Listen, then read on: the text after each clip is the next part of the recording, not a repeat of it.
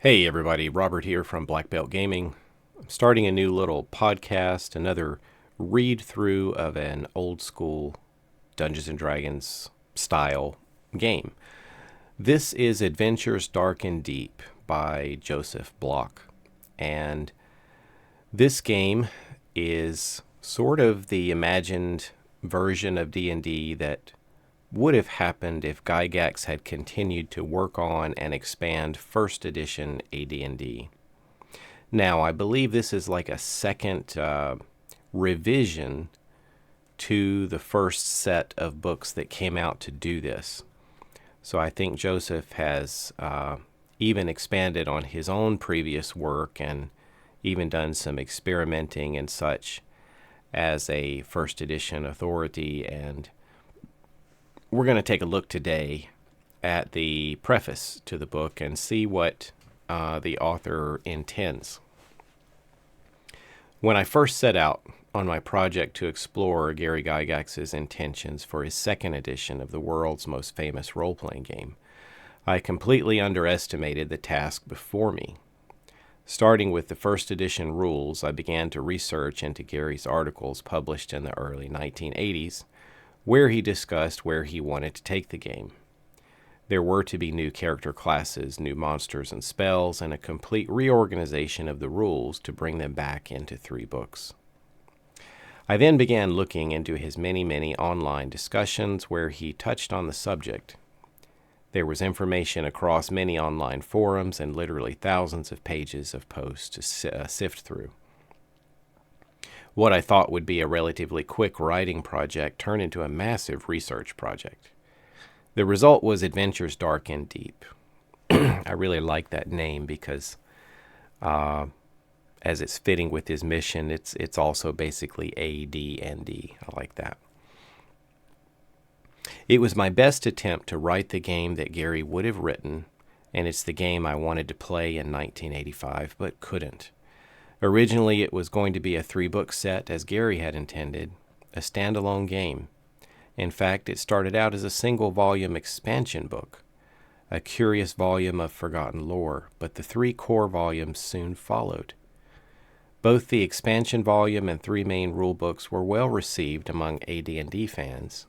It wasn't a runaway hit by any means, possibly because Rule Light was, and to a large extent remains, in vogue, and Adventures Dark and Deep is anything but rules light. But it found its audience. Then something happened. The game began to grow beyond the original boundaries of what would Gary have done. More expansion books came, using Adventures Dark and Deep system as a framework upon which to build. Books for new classes and races, Lovecraftian horror, fantasy China, and more came flowing out.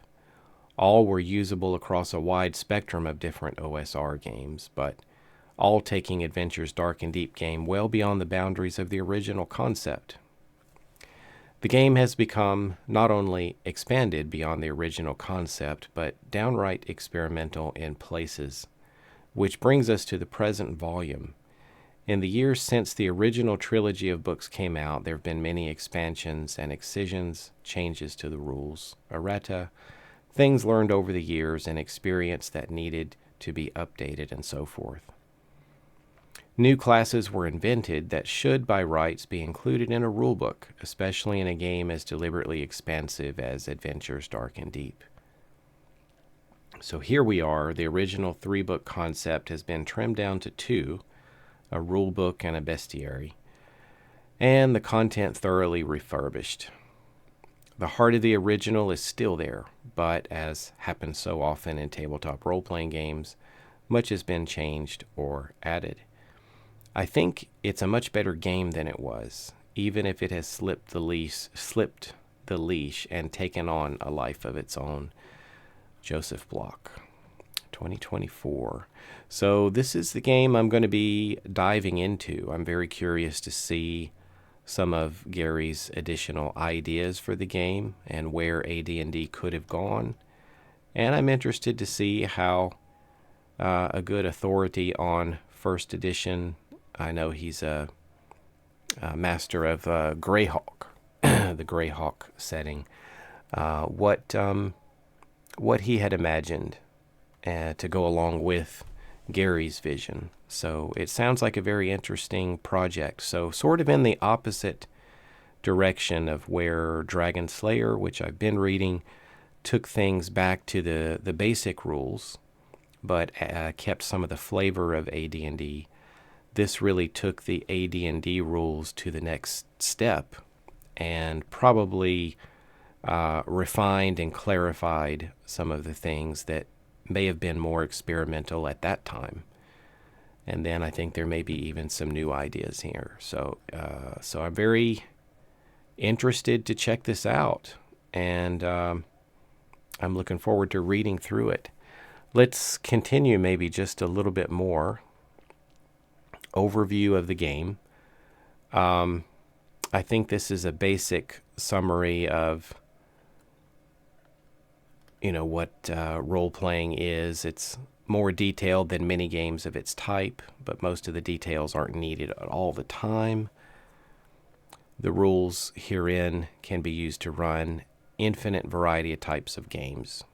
So some like hack and slash, filled with lots of combat and interesting tactical situations. Others want to immerse themselves, and they want to get into their personalities and histories and epic storylines and all of that.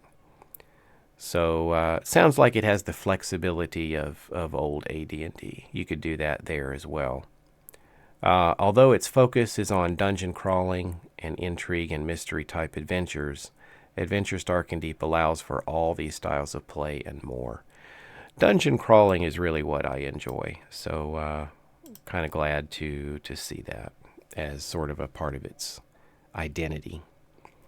The rules contain options for playing in dungeons, towns, wilderness, tactical combat, deep role-playing, and can be used to tell grand stories as well as one-shots. So one-shot dungeon crawling is my background. The Game Master is tasked with creating the world and everything in it, towns and villages and dungeons and castles. The rules are intended to help in adjudicating situations, but people can come up with clever ideas that go beyond the boundaries of the written rules. That's sort of the magic of role-playing games. Got to use some judgment there. It should always be remembered, however, that the Game Master is the master of the world, and if he changes or overrules a written rule due to some circumstances or makes a ruling in response, the players are obligated to accept it. So don't fall into the trap of allowing a adversarial nature to come into the game. The Game Master is not necessarily wanting to defeat the players. The idea is for everyone to have a good time. So each player has one or more characters. They are the other half of the part that makes the game possible. They explore and interact with the world, and it's their decisions and actions that bring the game to life. Acting with limited information in most cases, the players attempt to bring about the goals they have decided that motivate their characters. Will they fight the sorcerer or parley with him in an attempt to get around him and reach their real goal? Will they take a ship to reach their next step, or will they go overland? Collectively, these decisions of the players help the story of the campaign world unfold. Just skipping forward a bit, whereas the Game Master creates the setting and lays out the choices available, the players who actually make the choices and thus drive the story. Together they make the game happen. So we've got some black and white artwork, which is really nice to see in some of these clones and OSR games and things like that. That was the style back then so often. So we're about to get into ability scores and such, so I think I'll stop it there. Anyway, I hope you'll join me as I jump into parts of character creation next. Thanks for listening, everybody. I'll catch you later.